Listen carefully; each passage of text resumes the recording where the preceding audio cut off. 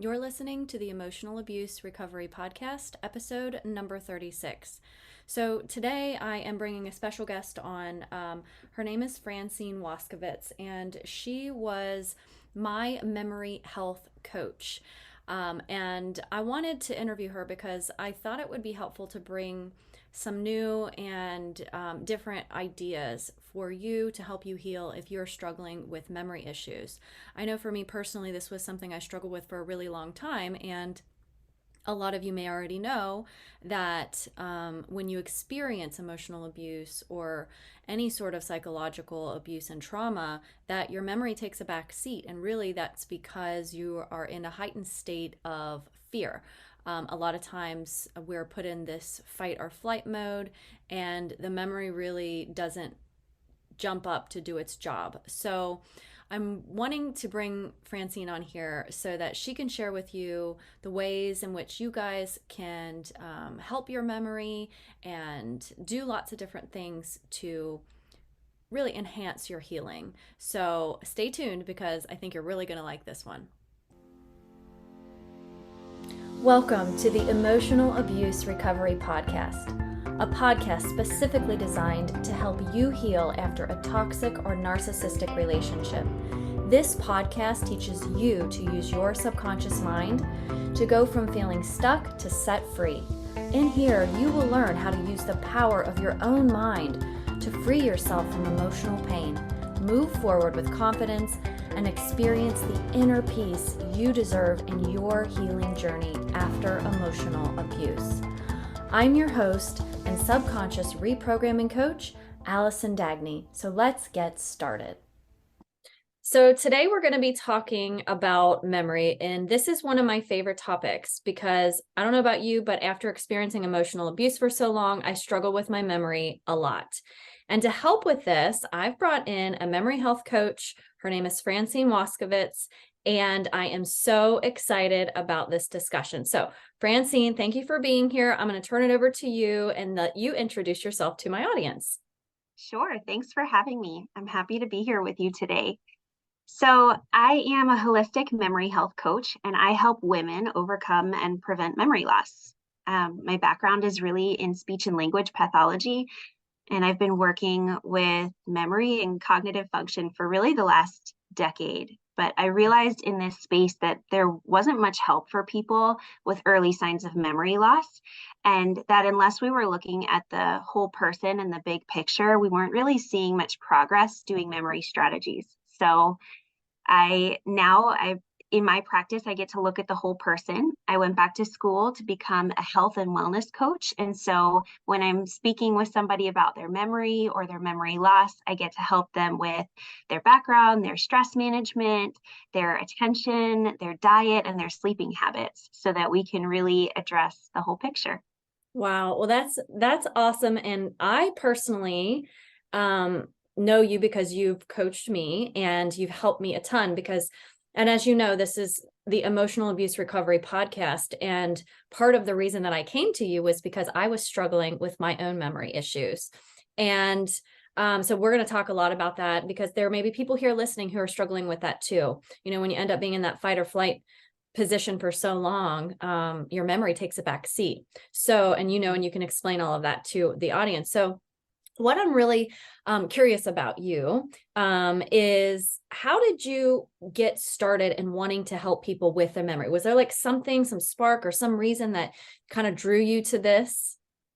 That's such a good question. I think honestly, working in the traditional healthcare system for 10 years really started to weigh on me because I couldn't help but look around and notice how unhealthy we were as kind of a population. I was seeing clients day in and day out with memory loss, with dementia, with cognitive dysfunction.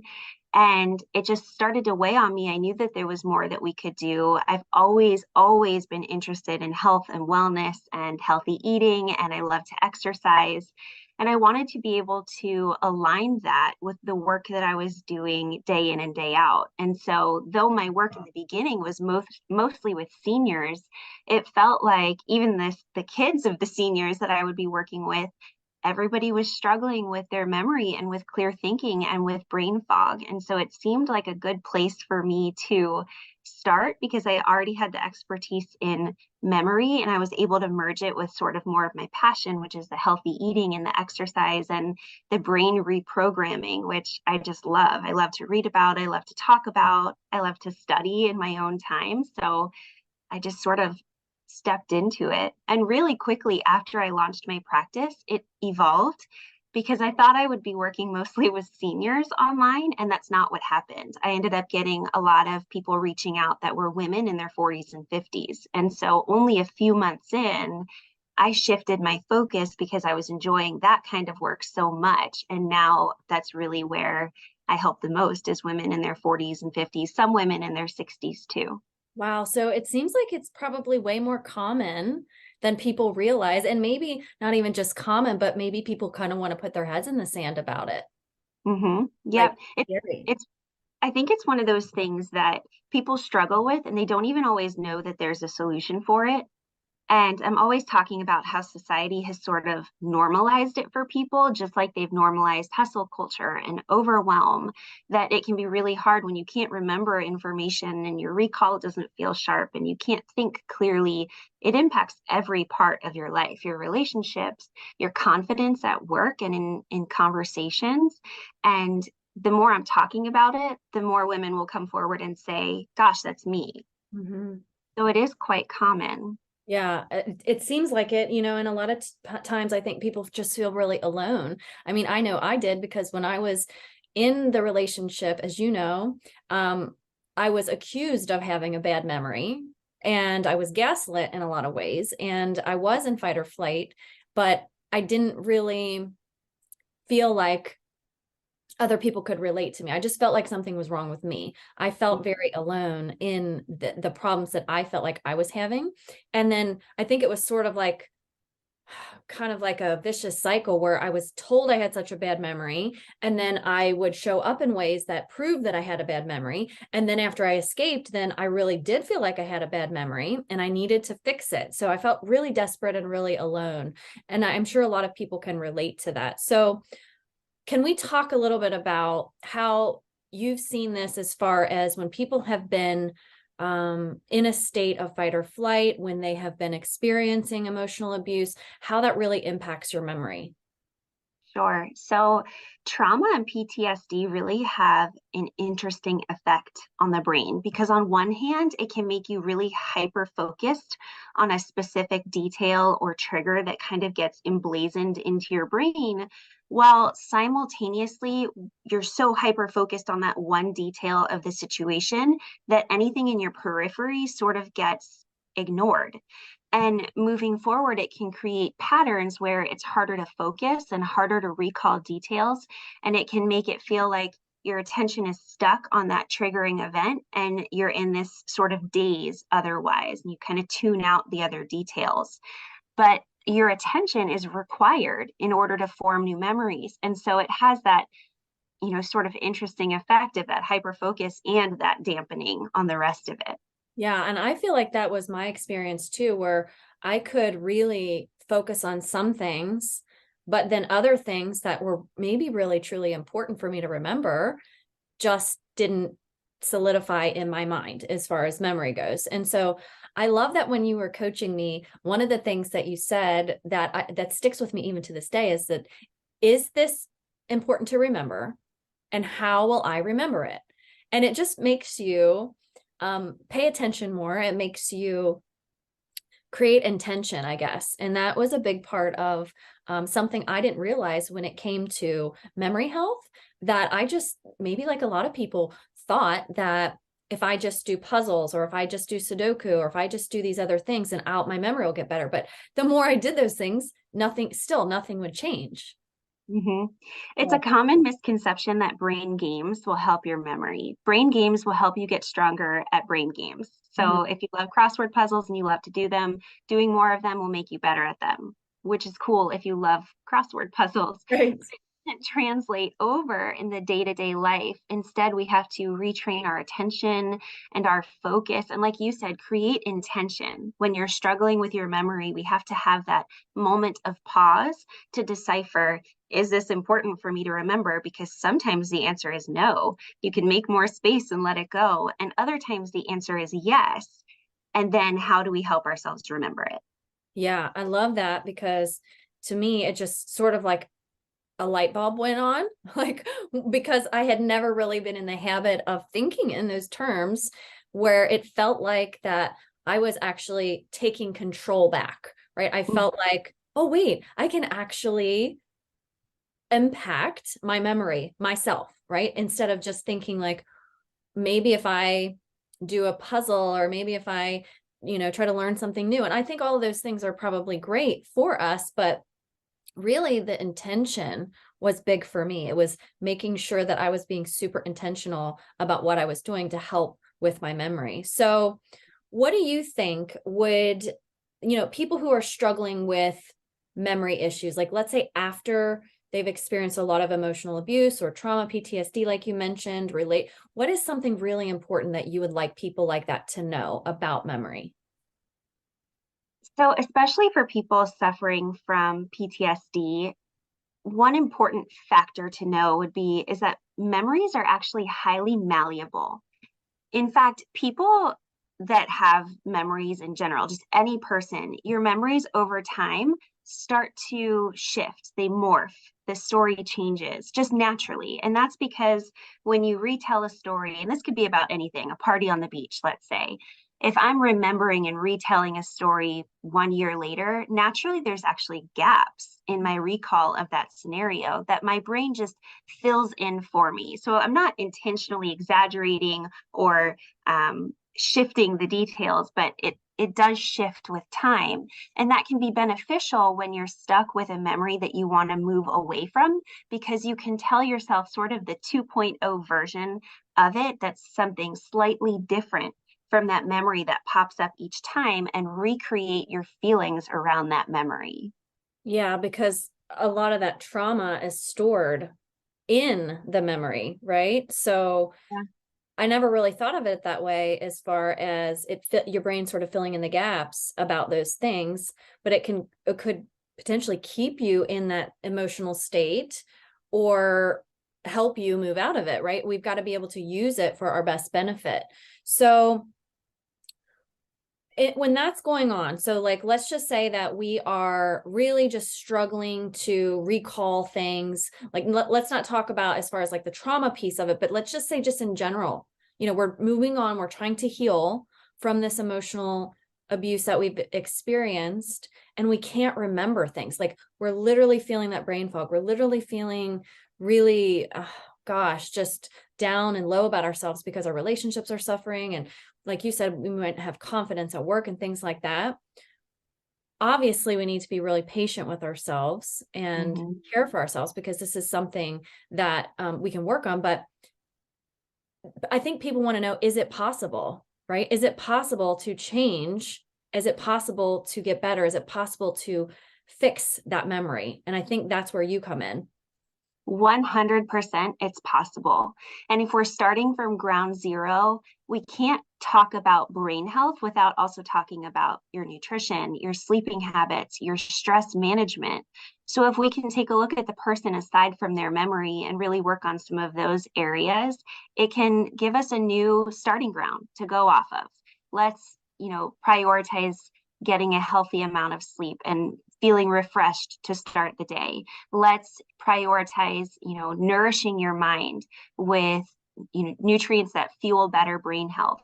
And then let's take a look at the memory patterns themselves and make some changes. Let's audit the demands on your energy. Where are you kind of leaking power from? Where is your attention focused and scattered? And how can we kind of clean that up a little bit and streamline? And how can we wake up your brain to kind of come out of those patterns where maybe you've been putting so many other people's needs first that you're not even in tune with yourself and you're not alert and aware in your own space to recall and receive information to recall later. Yeah, so it's really just that holistic method, to looking at this is not just one thing, but there's a lot of moving parts. There's a lot of pieces to the puzzle in order to help these things shift and change. And I know that because I did a lot of these things with you, and it really did make a huge difference in my memory. The tips and tools and techniques and things that you helped me with were so, so amazing, because they were things that like might seem really simple to the average person, but you're like, I've never done that before, right? I never tried to do this, or I've never really paid attention. When we get into these sort of, I like to call them kind of like, zombie is not the right word, but like when you're just doing something and you're not really thinking about like driving or taking a walk, and you're not being super present. That can be really good to kind of get to your subconscious, but also you're really far away from being present and paying attention to the things that maybe you need to be alert to help you get into those habits of paying attention and habits of remembering. And so I really, really love that. The piece that is, I think, really important that you bring to the table is that this is not just doing one thing. This is a combination of things. This is, like you said, what's your sleep? What's your nutrition? What kind of stress levels? Are you putting yourself first? Are you being aware of what habits you have and what you don't have and what needs to improve? So I absolutely love that part, because the thing that was exciting to me about it is like, if there was one area that I wasn't really good at, I could really compensate in another area. So like my sleep, particularly my personal sleep, I can hit the pillow and fall asleep within 5 minutes. So I envy you so much for that. sleep is not a problem for me. Like I really love my sleep. I take naps during the day sometimes. Like sleep is not an issue, but I had other issues in other areas, like my physical working out, like doing things for my physical body that I really kind of just kind of pushed to the side. And so it was like, well, I could feel really good about certain areas, but could look at and see I need to improve in other areas. And these things are all a combination that makes it easier, I think, when you look at it that way, versus I have all these things I have to figure out. No, I'm really good in certain areas, and I can, stand to improve in other areas. And that, I think, is really hopeful.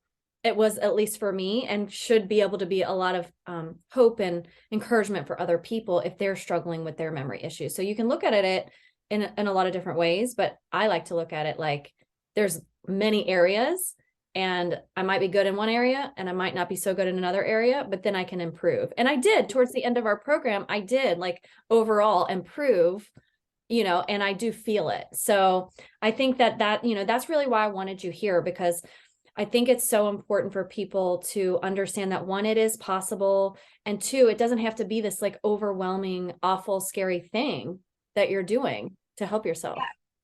Yeah, exactly. In fact, we don't want it to feel overwhelming and daunting. We want to segment it into small, easier parts so that we can actually make progress.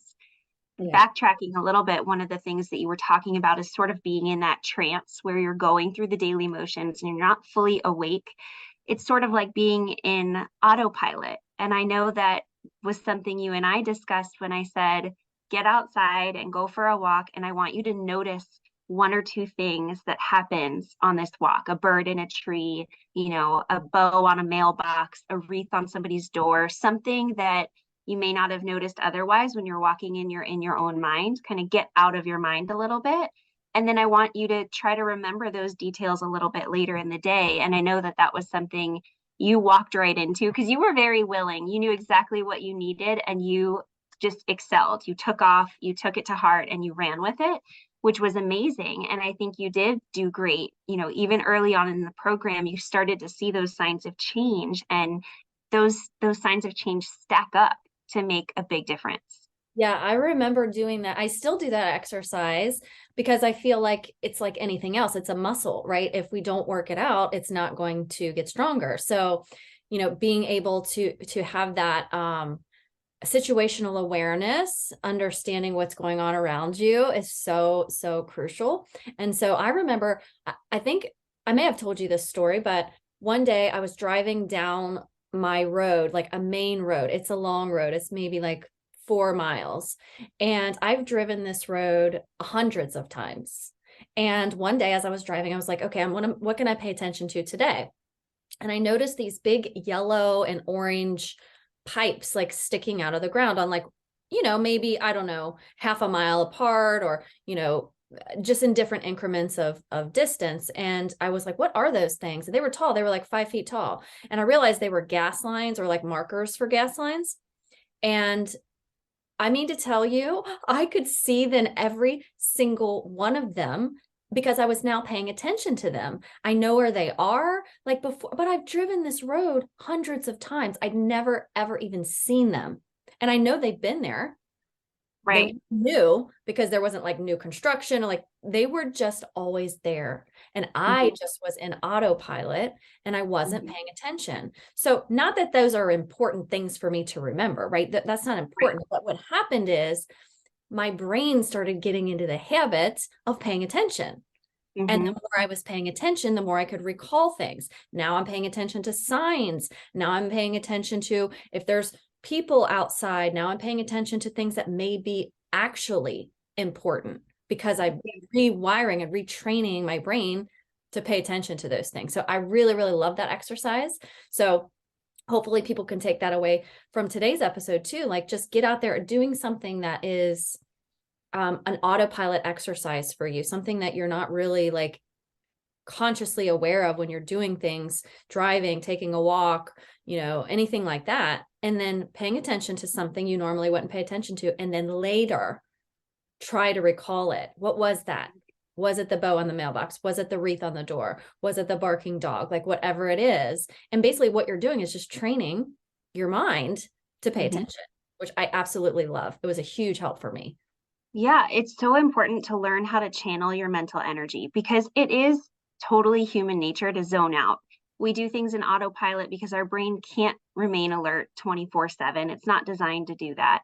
But when you're struggling with your memory, learning to control your attention and channel your mental energy is really valuable because there are certain things that you do want to remember and you do want to tune into so that you can recall them later. But you can't do that if you're kind of in the zone or in the trance or just going through the motions. And so if you can practice waking up your brain very intentionally on a 10-minute walk or a 5-minute drive or even a piece of a drive, then you have better control over it in the future. Yeah, I absolutely love it. And I still do it, even though our coaching sessions have ended, but I still do those things because they gave me so much control over my own memory. And it helps me not only in that way, as far as like, people, you might think, oh, well, now you just remembered where those gas lines are. But no, like I'm actually remembering things more because I'm doing it in all aspects of my life. When my kids get in the car and I have a conversation, I'm paying attention to the words that they're saying more. When I'm on a call with someone, I'm paying attention to them more intently. So it's sort of as like, if you build up your muscle, like your bicep muscle, because you want to be stronger at pitching, you're still going to be stronger at opening up the pickle jar, right? So like you're still, it's crossing over, right? Even though it might not seem like it in the moment, it is actually impacting you in that way. Yeah, your brain is a use it or lose it kind of organ. And unfortunately, with our attention being split in so many different directions these days and just the complete overwhelm and constant distraction, we create these patterns of zoning out. So when we can zone back in and gain that control over where we're focusing, then we can apply it to different areas of our life with intention.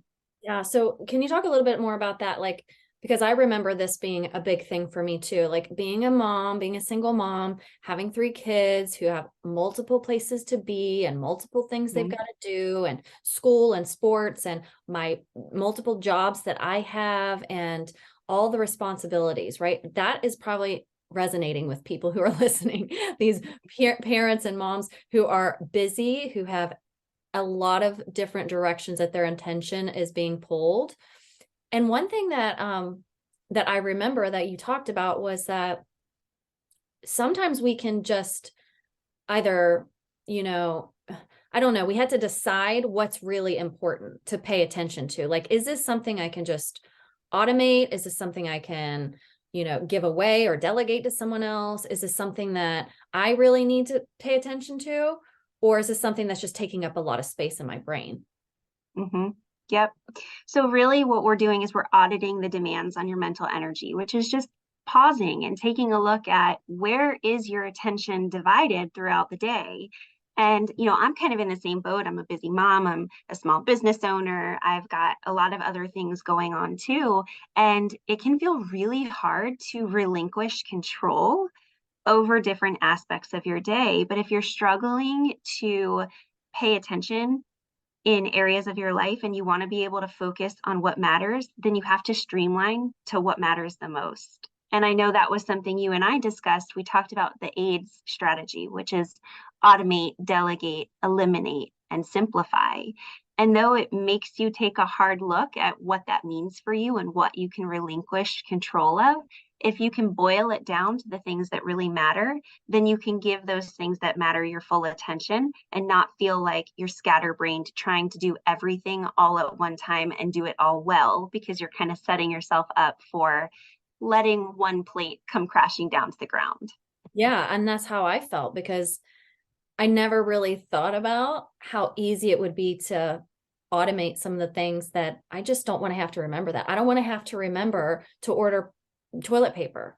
Like, Right. because every time I go to the grocery store, I forget to get toilet paper because it's one of those big giant things that takes up so much room in my cart. But I can order it on Amazon and I can do a subscribe and save or something like that to make it way easier. And it's not something I ever have to think about again. Like, I can just do things that help me eliminate the distractions and the things that don't really require as much attention, that they need to be done, right? They need to happen, but I have way more important things that I want to focus my memory on. And I want to make sure that was the biggest thing for me. The reason I came to you was because of relationships, right? Because I felt like sometimes my relationships were suffering because I'd have conversations with people in my life and they would say things like, we already talked about that. Don't you remember that? Or they might get frustrated because they'd already told me before, my kids, my boyfriend, my parents, friends, things like that. I mean, it wasn't like a major issue, but it was enough to get me to sound the alarm. It was like, oh, wait a minute, something's wrong and I need to get a hold of this, because I'm all about, right, doing whatever I can do to be the best version of myself I can be. I want to heal. It was exactly the same when I escaped my ex.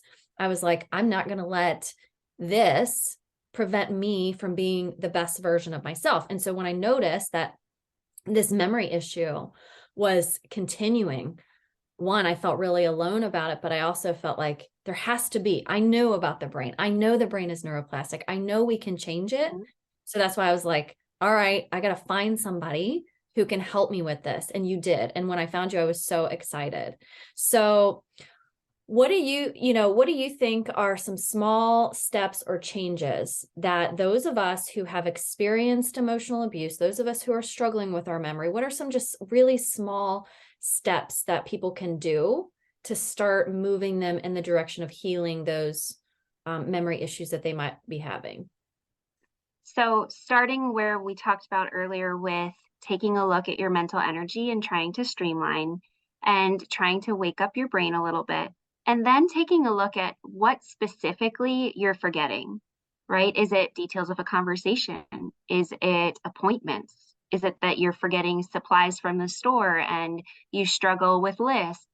And really focusing in on what specifically you are forgetting and developing strategies to hold you accountable that work for you. One of the biggest mistakes that I see women make is that when they're struggling with their memory, they're quick to adopt strategies sort of blindly that they see work for other people. So they might buy themselves a sparkly new planner, even though they're not the type to use a planner.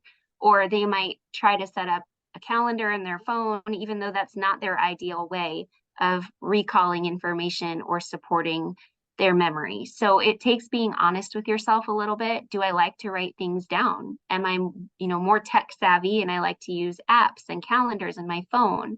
Am I a paper and pencil kind of person? Will I look back at this if I leave myself a note? But just really truly honing in on yourself and asking yourself what you need in order to remain accountable for remembering something, and not really, comparing it to what you think might help or to what helps other people, but trial and error on the things that you think will help you. Yeah, that makes a lot of sense because if you have a very unique learning style, you're not gonna, let's say you like to learn hands-on. Well, if somebody gives you a book to read about something, it's going to be harder for you to learn that. So it's making sure that it's a healing strategy that is going to work with you and your needs and what's unique for you, which Mm-hmm. is makes total sense. But I see how that could be a mistake that you could see a lot, because people will give advice and say, oh, just get a planner, or oh, just do this, or oh, put sticky notes all over the place. All right. But if you're not the kind of person that, like, you could put sticky notes up, but if you don't read the sticky notes and you just walk right by them, they're not helping you. You're just wasting your time. Exactly.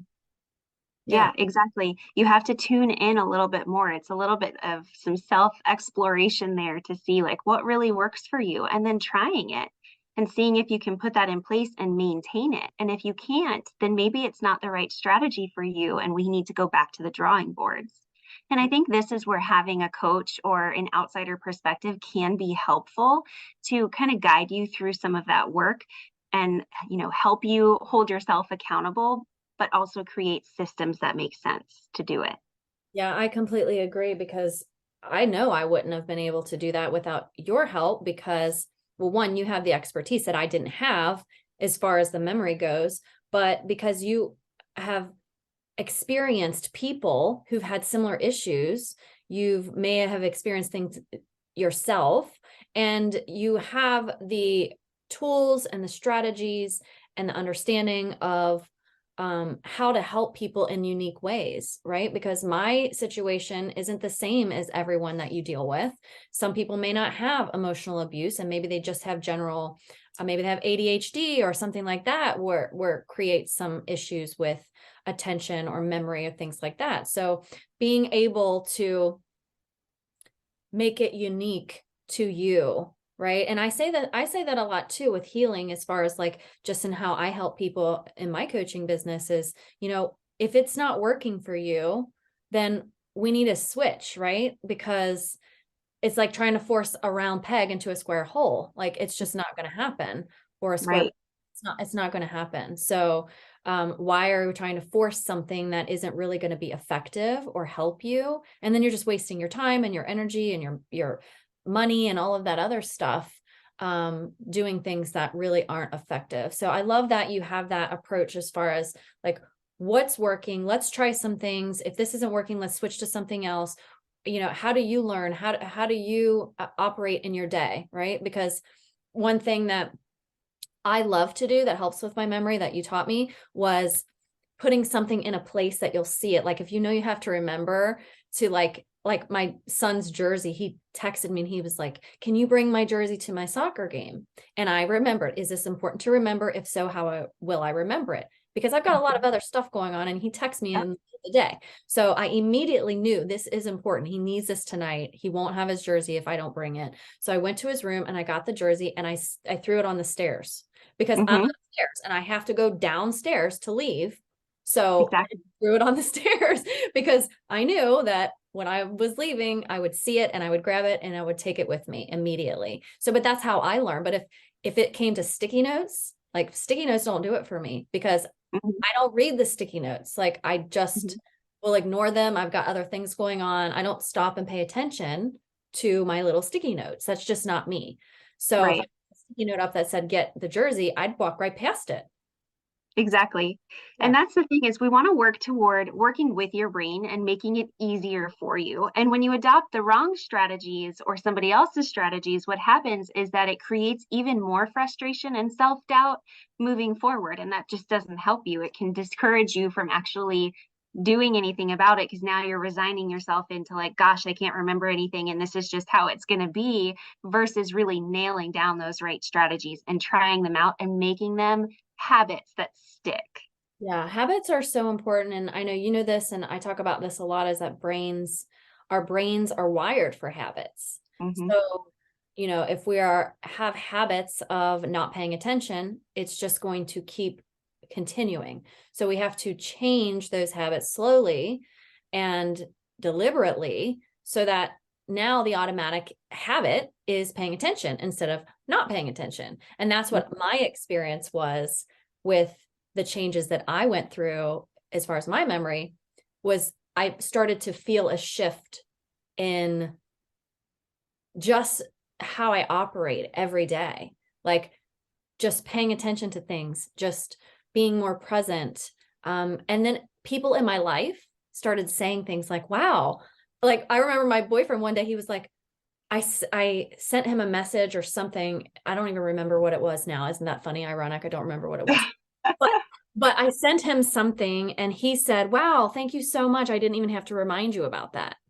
And so because I had made it such an intention to pay attention to it and give myself reminders and things like that, that it actually started to change the relationships that I have with people. And that was my goal, right? Because I came to you with this, like, oh my gosh, this is affecting my relationships.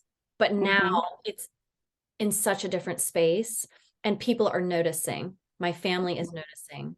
My boyfriend is noticing. And that was so, so important to me. So I'm really happy about that.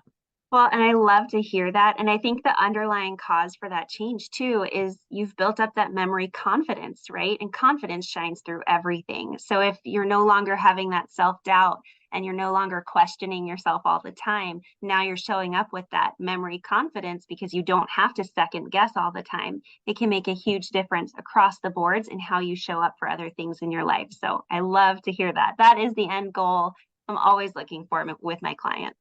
Yeah. And you had just brought up the self-doubt. And that's something that a lot of people, one, struggle with after emotional abuse. But then it's interesting how it ties to your memory too, because self-doubt is just something that happens because of someone constantly criticizing you or criticizing your decisions or making you feel guilty about what you decided or whatever it might be. And so coming out of an emotionally abusive relationship, a lot of times victims and survivors feel like they can't trust themselves. They feel that self-doubt. They feel like they're not going to make the right decisions or they can't make decisions or they won't. And it's interesting how that also kind of aligns with your memory issues too, because if you've been abused for so long, made to believe that you have a terrible memory, which maybe you have experienced memory issues even after that, which is normal, but then you're doubting yourself and your memory, but creating this confidence back, taking action in order to show your mind and prove to yourself. Like that was really big for me. Like when I first started, like, oh my gosh, I remember that. It actually creates so much more confidence and then it removes the self-doubt. So it sort of is like a 2-for-1, like right. You're already like improving your memory, but you're also reducing that self-doubt, which is amazing. Right. Yeah. Everybody wants to be able to show up and feel reliable. And if somebody's taken that away from you, it's hard to build it back up. And when you get that feeling of, I am reliable, I'm showing up for myself each and every day, then it's a good feeling. You and I talked a little bit about this when you mentioned the trigger around the word consistency. And we had to do some mindset work a little bit there and use other words too, to get the point across that you do in fact show up consistently, even if that's not the word you want to use to describe it. Yes. Yeah, I remember that because it was really hard for me to show up consistently in certain areas of my life. And so I was kind of bogging down on that. And I was like getting down on myself on that. But then through this, it was like, well, hold on. I show up consistently on a ton of things, right? I was just putting it in this little box and then I ended up beating myself up over it. And it really wasn't the case. So it's a matter of how you're looking at things and how you're interpreting things and your perceptions. And all of that is so, so crucial to not only the healing part, but also helping things with your memory. Because, if I'm sitting here thinking like, oh, I'm not being consistent on this, or I'm not being consistent on that, and I'm bogging myself down and I'm not confident, I'm not going to want to take action to do things that actually show me that I am consistent in a lot of areas of my life. I do have a good memory in a lot of things, right? I remember a ton of stuff. I have a lot to remember, right? But it's that creating that confidence in yourself to help you become or get closer to that version of yourself that you want to be. So because this is all about healing, this is the Emotional Abuse Recovery Podcast, right? I want people to be able to take anything that they can from any episode here and apply it in their life in a way that is helpful to them. They might say, you know what, I don't like that idea. That's fine. But maybe they say, oh, I love that idea, right? So anything that I can do to bring some guidance, some tips, some tools. And that's why I'm so glad that you are here. So is there anything else that you would like to share with the audience about memory, about brain health, just in general, or anything that we didn't touch on already? I think just a message about continuing to move forward. You don't have to change everything overnight, but even one small change here and there can make a big difference because it all adds up. And that small change can be focusing on drinking more water throughout the day, focusing on a nourishing meal to start your day, 3 times a week, and setting a small but attainable goal that leaves you feeling successful in the end, so that your brain can latch on to that success and propel you forward instead of keeping you stuck where you are. Even just being here, listening to your podcast, the listeners that are here, you're taking steps forward. That is a step forward. And so just keep moving in that direction, and, reach out for help along the way if you need it, and support yourself however you can, and it'll continue to get better. Yeah, I love that. That's really great advice, because sometimes people look at the whole picture of healing or the whole picture of, fixing my memory. And it seems like these daunting tasks, but I say this a lot to my clients. It's like a marathon, right? We're not going to jump out of bed tomorrow and run 26 miles. We're Mm-hmm. not.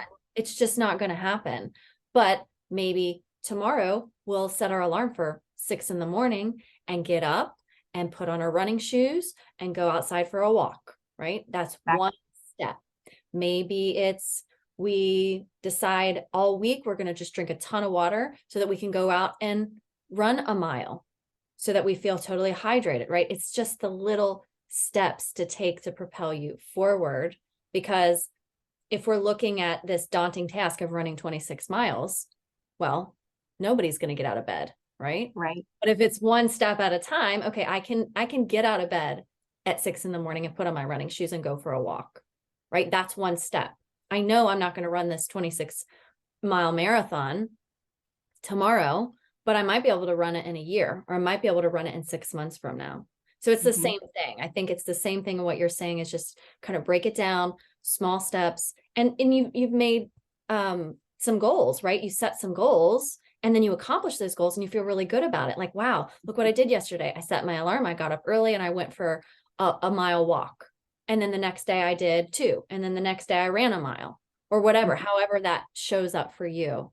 And obviously this isn't about a running, but this is a analogy that I'm using as far as it's the same thing for your memory, and it's the same thing for your emotional health and healing. So thank you. So something that I love to ask all of my guests on my podcast is, what is something about you that not a lot of people know? Oh gosh, putting me on the spot here. I'm not sure. This one I haven't shared anywhere else, and you probably don't even know this, but I have a lot of tattoos, and it takes people by surprise because they always see me from here up. And then if they ever catch me on the beach, they're like, "Oh my gosh, who are you?" So since I'm on the spot, I'll just throw it out there. I would have never dreamed that. Never Yeah. dreamed that in a million years. I get that every time. Every time people are like, I never would have expected that of you. And I'm like, well, you can't always just expect things of people. We take each other by surprise. We have these like stereotypes and things about people. I don't have a single tattoo, only because I think they're beautiful. And I think that there might be some that I might like to have, but I just hate pain. Like, I don't like needles and I don't like pain and I don't want to sit there and experience that like at all. So if they could do painless tattoos, I probably would be okay with that, but I can't stand, it's not like I'm afraid of needles. Like I can get a shot or an IV, like that's not a problem. It's the pain that I have to sit there for an extended period of time and feel that. I don't want to do that. So Yeah, but, it's not as bad as they seem, but yeah. I've heard that from a lot of people. So, okay. So thank you so much, Francine. Where can people find you? If they want to work with you, if they want to connect with you on social media, can you tell us where they can get a hold of you? Sure. So on social media, I'm my full name at Francine Waskavitz, and same as my website, it's francinewaskavitz.com. And I offer people a free coaching call to get started so they can kind of share their concerns with me, and I can tell them about how I can help and answer any questions they have. So if they're looking to connect, they can find me there. Excellent. And I will also include those links in the show notes because Francine Waskavitz is maybe difficult for people to spell. So I'll include that. Yeah, I'll include that in the show notes. So all they have to do is go down there, look at it, click on it, and it'll take them straight to your social media pages and your website. So thank you so much for being here. I really appreciate you. Thank you so much for having me. Thank you for being here with me today in the Emotional Abuse Recovery Podcast. I hope you found value here with me. If this podcast episode was helpful to you, I'd love for you to hit subscribe and leave me a review. My goal is to help you go from feeling stuck to set free. You can find me on Instagram and Facebook, and you can check out whentearsleavescars.com for more resources and information to help you with your own emotional abuse recovery. Until next time, here's to believing in